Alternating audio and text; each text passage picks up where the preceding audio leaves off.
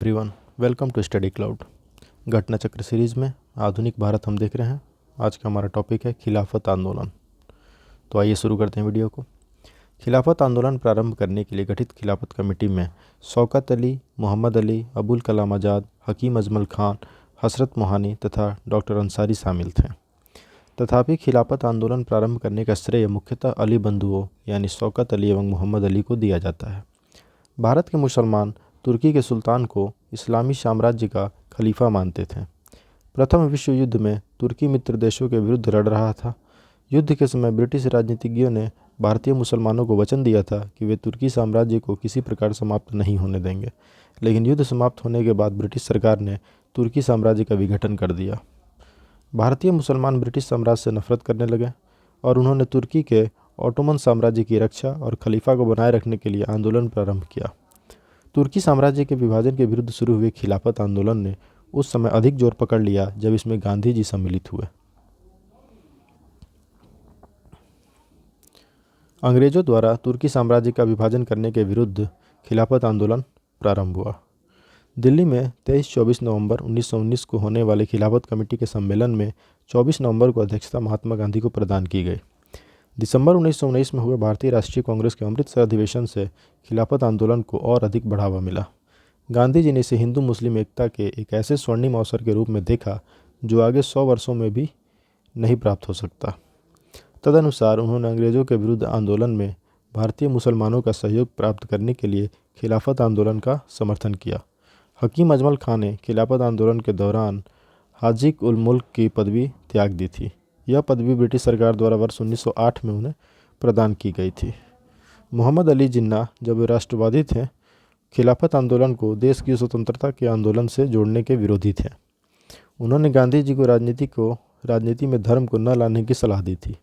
उन्होंने खिलाफत आंदोलन में गांधी जी की भागीदारी के विरुद्ध गांधी जी को सावधान किया था कि वे मुस्लिम धार्मिक नेताओं एवं उनके अनुयायियों के कट्टरपन को प्रोत्साहित न करें। मौलाना मोहम्मद अली, शौकत अली, अबुल कलाम आज़ाद, हकीम अजमल खां और हसरत मोहानी खिलाफत आंदोलन में गांधी जी के प्रमुख सहयोगी थे। सितंबर 1920 में कलकत्ता में हुए कांग्रेस के अधिवेशन का प्रमुख मुद्दा जालियांवाला बाग कांड और खिलाफत आंदोलन था। खिलाफत आंदोलन में मदन मोहन मालवीय सम्मिलित नहीं हुए थे तथा उन्होंने इस आंदोलन में कांग्रेस की भागीदारी का विरोध किया था। सितंबर 1919 में अखिल भारतीय खिलाफत कमेटी का गठन किया गया था। अब देखते हैं प्रश्न। निम्नलिखित में से किसने खिलाफत आंदोलन का प्रारंभ किया था? शौकत अली, मोहम्मद अली, शरीयतुल्लाह, अबुल कलाम आज़ाद। तो इसमें से शौकत अली और मोहम्मद अली ने, 1 और 2।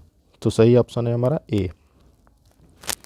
खिलाफत आंदोलन भारत में मुख्यतः मुसलमानों द्वारा चलाया गया राजनीतिक धार्मिक आंदोलन था। इस आंदोलन का उद्देश्य तुर्की में खलीफा के पद की पुनः स्थापना कराने के लिए अंग्रेजों पर दबाव बनाना था। खिलाफत आंदोलन प्रारंभ करने के लिए गठित खिलाफत कमेटी में शौकत अली, मोहम्मद अली, अबुल कलाम आज़ाद, हकीम अजमल खां, हसरत मोहानी तथा डॉक्टर अंसारी शामिल थे। तथापि खिलाफत आंदोलन प्रारंभ करने का श्रेय मुख्यतः अली बंधुओं यानी शौकत अली और मोहम्मद अली को दिया जाता है। हाजी शरीयतुल्लाह 19वीं सदी के फराइजी आंदोलन के संस्थापक थे। खिलाफत आंदोलन के प्रमुख नेता निम्न में से कौन थे? मौलाना मोहम्मद अली और शौकत अली। Option A. खिलाफत आंदोलन के मुख्य उद्देश्य निम्नलिखित में से कौन कौन से थे? भारत में मुसलमानों में ब्रिटिश विरोधी भावना उत्पन्न करना, मुस्लिम समाज का सुधार, पृथक निर्वाचक मंडल की मांग और खिलाफत का रक्षण, ऑटोमन साम्राज्य की रक्षा और खिलाफत का रक्षण। नीचे दिए गए कूटों में से सही उत्तर का चयन करें। तो इसमें पहला और चौथा सही है। भारत के मुसलमानों में ब्रिटिश विरोधी भावना उत्पन्न करना और चौथा ऑटोमन साम्राज्य की रक्षा और खिलाफत का रक्षण। तो सही ऑप्शन है डी। भारत के मुसलमान तुर्की के सुल्तान को इस्लामी साम्राज्य का खलीफा मानते थे। प्रथम विश्व युद्ध में तुर्की मित्र देशों के विरुद्ध लड़ रहा था। युद्ध के समय ब्रिटिश राजनीतिज्ञों ने भारतीय मुसलमानों को वचन दिया था कि वे तुर्की साम्राज्य को किसी प्रकार समाप्त नहीं होने देंगे, लेकिन युद्ध समाप्त होने के बाद ब्रिटिश सरकार ने तुर्की साम्राज्य का विघटन कर दिया।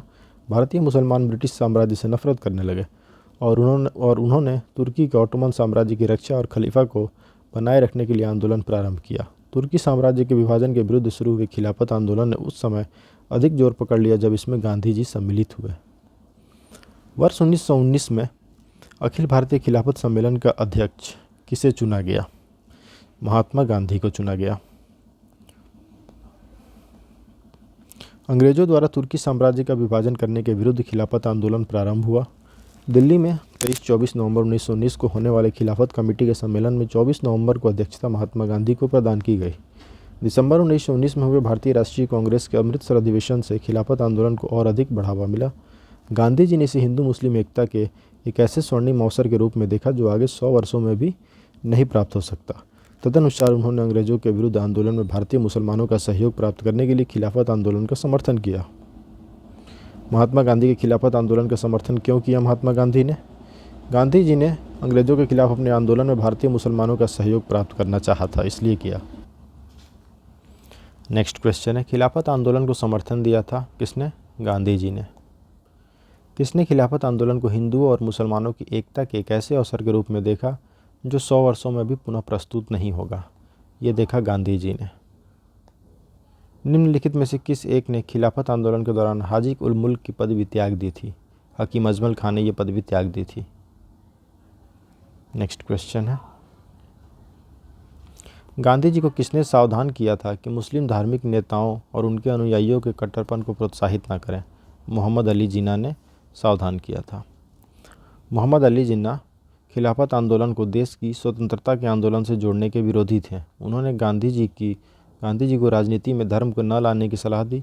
उन्होंने खिलाफत आंदोलन में गांधी जी की भागीदारी के विरुद्ध गांधी जी को सावधान किया कि वे मुस्लिम धार्मिक नेताओं एवं उनके अनुयायियों के कट्टरपन को प्रोत्साहित न करें। निम्नलिखित में से किसने महात्मा गांधी की खिलाफत आंदोलन में भागीदारी की भर्त्सना की थी? मोहम्मद अली जिन्ना ने। मोहम्मद अली जिन्ना ने महात्मा गांधी के धार्मिक नेताओं द्वारा प्रारंभ खिलाफत आंदोलन में भागीदारी की भर्त्सना की, जबकि मौलाना मोहम्मद अली, शौकत अली, अबुल कलाम आज़ाद, हकीम अजमल खां और हजरत मोहानी खिलाफत आंदोलन में गांधी जी के प्रमुख सहयोगी थे। निम्नलिखित में से खिलाफत आंदोलन का परिणाम कौन था? हिंदू मुस्लिम मतभेदों में कमी आई, ये परिणाम था उसमें। गांधी जी ने खिलाफत आंदोलन को हिंदू मुस्लिम एकता का एक सुनहरा अवसर माना, अतः इस आंदोलन का परिणाम हिंदू मुस्लिम एकता के रूप में सामने आया। तुर्की के प्रश्न पर ब्रिटेन के प्रति आक्रोश ने मुसलमानों को हिंदुओं के समीप ला दिया था। वह व्यक्ति जिसने 4 अप्रैल 1919 को दिल्ली की जामा मस्जिद के प्रवचन मंच से हिंदू मुस्लिम एकता पर भाषण दिया, वे कौन थे? वे थे स्वामी श्रद्धानंद। 4 अप्रैल 1919 को दिल्ली की जामा मस्जिद के प्रवचन मंच से स्वामी श्रद्धानंद ने हिंदू मुस्लिम एकता पर लगभग 30,000 मुस्लिमों के समक्ष भाषण दिया था।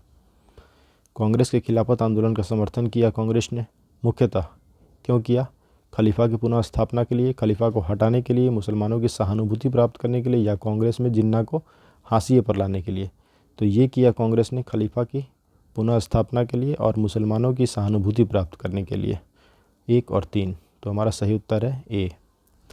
कांग्रेस ने खिलाफत आंदोलन का समर्थन खलीफा की पुनः स्थापना के लिए तथा मुसलमानों की सहानुभूति पाने के लिए किया। गांधी जी के अनुसार यह हिंदू मुस्लिम एकता के लिए स्वर्णिम अवसर था। उन्होंने लिखा कि जब मुसलमानों के महत्वपूर्ण हित खतरे में हों, तब यदि हिंदू उनसे दूर रहे तो हिंदू मुस्लिम एकता के बारे में कांग्रेस का कोई अर्थ नहीं रहेगा। निम्नांकित में से किस भारतीय नेता ने खिलाफत आंदोलन का समर्थन नहीं किया था? मदन मोहन मालवीय ने। सितंबर 1920 में कलकत्ता में हुए कांग्रेस का अधिवेशन का प्रमुख मुद्दा जालियांवाला बाग कांड और खिलाफत आंदोलन था। खिलाफत आंदोलन में मदन मोहन मालवीय सम्मिलित नहीं हुए थे तथा उन्होंने इस आंदोलन में कांग्रेस की भागीदारी का विरोध किया। सितंबर 1919 में अखिल भारतीय खिलाफत कमेटी का गठन किया गया था। नेक्स्ट क्वेश्चन है, वर्ष 1920 की खिलाफत कमेटी की सभा जिसने गांधी जी को असहयोग आंदोलन के नेतृत्व को संभालने का अनुरोध किया था, वह किस शहर में हुई थी सभा? इलाहाबाद में, यानी प्रयागराज में।